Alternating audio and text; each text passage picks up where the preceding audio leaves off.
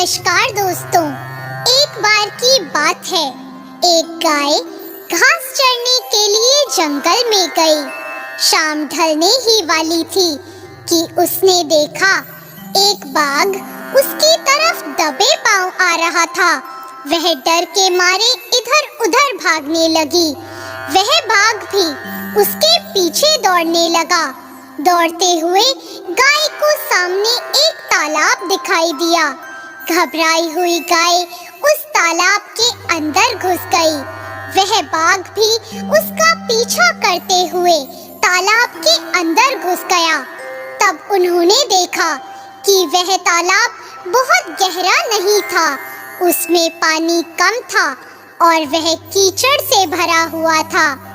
उन दोनों के बीच दूरी काफी कम हो गई, लेकिन अब वह दोनों कुछ भी नहीं कर पा रहे थे। वह गाय उस कीचड़ के अंदर धीरे-धीरे धंसने लगी। वह बाघ भी उसके पास होते हुए भी उसे पकड़ नहीं पा रहा था। वह भी धीरे-धीरे कीचड़ के अंदर धंसने लगा। दोनों ही करीब-करीब गले तक उस कीचड़ के अंदर फंस गए। दोनों हिल भी नहीं पा रहे थे। गाय के करीब होने के बावजूद भी वह बाघ उसे नहीं पकड़ पा रहा था। थोड़ी देर बाद गाय ने उस बाघ से पूछा, क्या तुम्हारा कोई गुरु या कोई मालिक है? बाघ ने घुर्राते हुए कहा, मैं तो जंगल का राजा हूँ, मेरा कोई मालिक नहीं, मैं खुद ही जंगल का मालिक हूँ।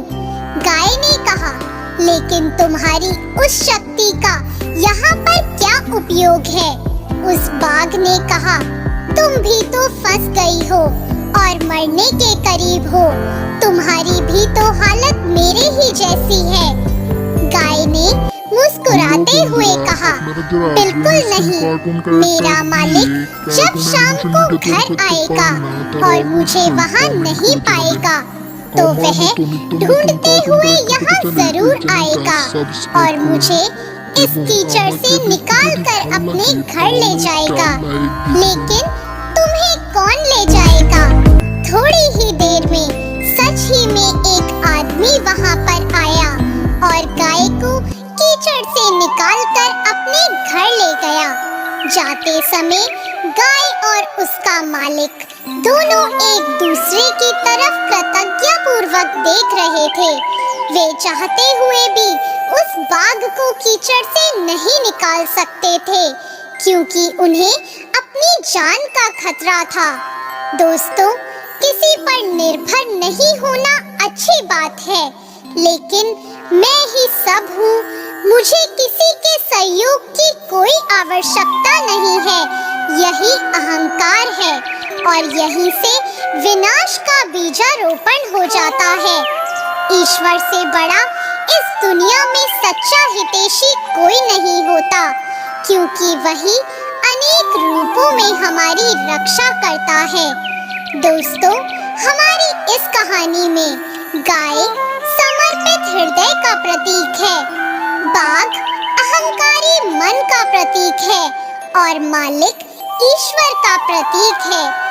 कीचड़ यह संसार है और यह संघर्ष अस्तित्व की लड़ाई है। तो दोस्तों, कैसी लगी आपको हमारी ये कहानी? ऐसी और नई कहानियों के लिए हमारे चैनल को